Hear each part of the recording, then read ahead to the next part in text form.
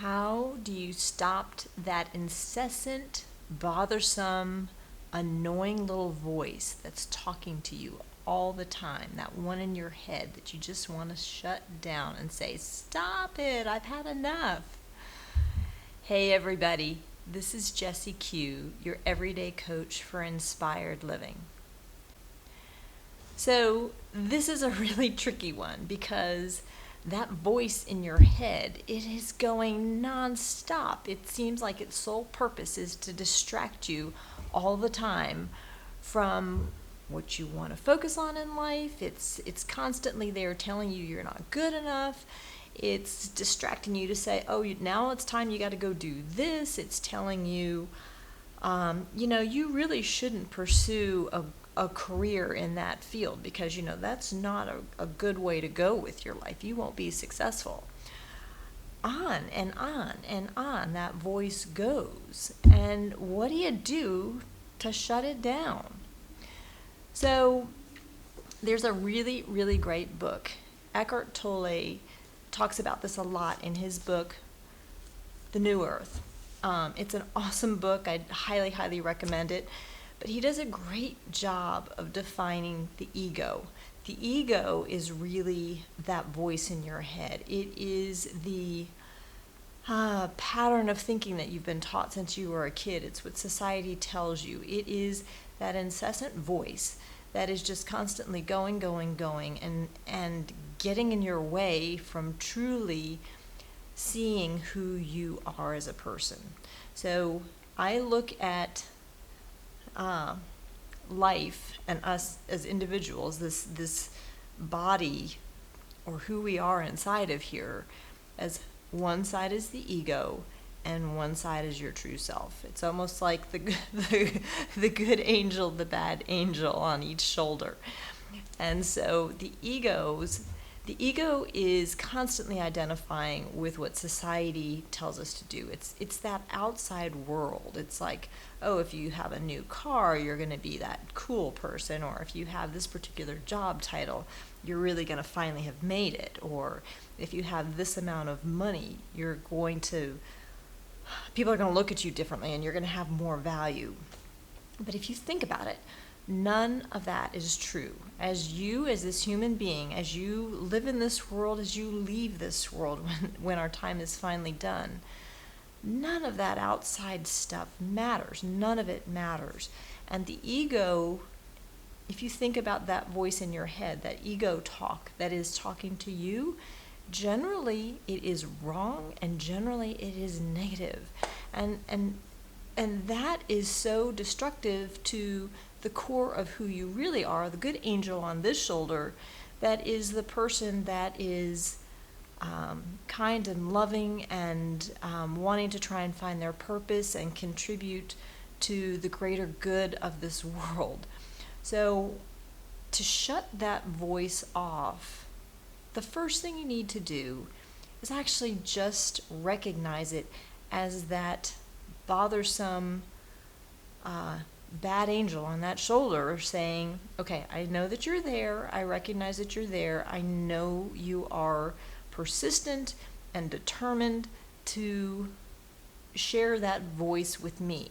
But the second thing you want to do is just say, I know you're there. And number two, I'm going to just try and remove myself from it a little bit so that I recognize it's almost like you're over there and I am here.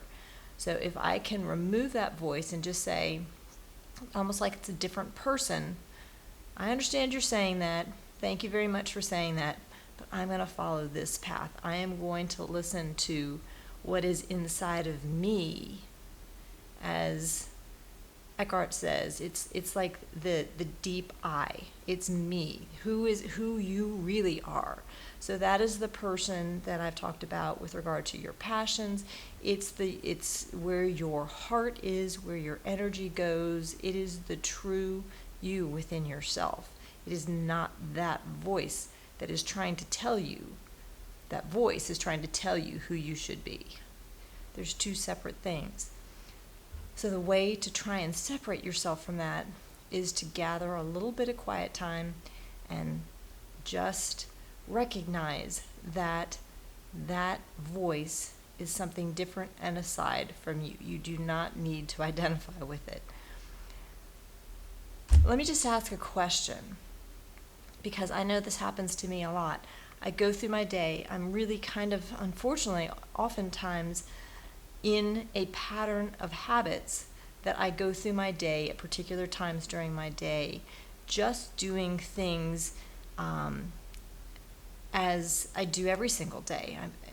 In my work, I am doing the same things every single day. If I'm driving to the grocery store, I go the same way every single day. So I'm living parts of my day very unconsciously. And it is during those times that that voice can speak to you and convince you of things. It'll be telling you things that most likely are not true. I was having this conversation with a friend the other day, and he was like, when we first met, he said, I thought you didn't like me because it seemed like every time, it's a running friend. So we have a big group of running people, but there were times that I wasn't able to make it to the run. And so it was just separate commitments and things like that. But he thought that because I wasn't coming to the runs, that I didn't like him as a running buddy. That wasn't the case at all, but that's what his head was telling him. So we were having this funny conversation, and I said, how often is that voice in your head actually right? It's hardly ever right. It's generally never right. So you need to recognize that that voice is trying to grab onto things, and it's almost like it's trying to pull you down and not connect you to who you really are. It wants to be in control. So if you recognize that that voice is talking to you, and particularly when you're living those moments of your day a little unconsciously, that voice likes to jump in and take over. Don't listen to what it's telling you, because it's probably not correct. So if you just recognize that and move on, you've taken a big step in the right direction.